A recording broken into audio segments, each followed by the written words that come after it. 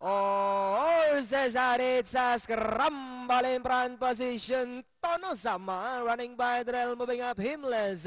Danori outside, amazing Damascus. Loretta, Danori inside, Mirabal. Jaiho is on the outside. Wheel of Fame and trails the field is Quick Storm. Into the turn they go. We have Himles by Oralenka. Tono Sama in second, moving up now Winter, amazing Damascus. Danori inside Port Mirabal. Loretta is racing in fifth, moving up by Drello, Wheel of Fame. Then followed by Quick Storm and Jaiho alongside him, less by about 3 for Balenka. Tono Sama still in second, moving up on the outside, amazing Damascus.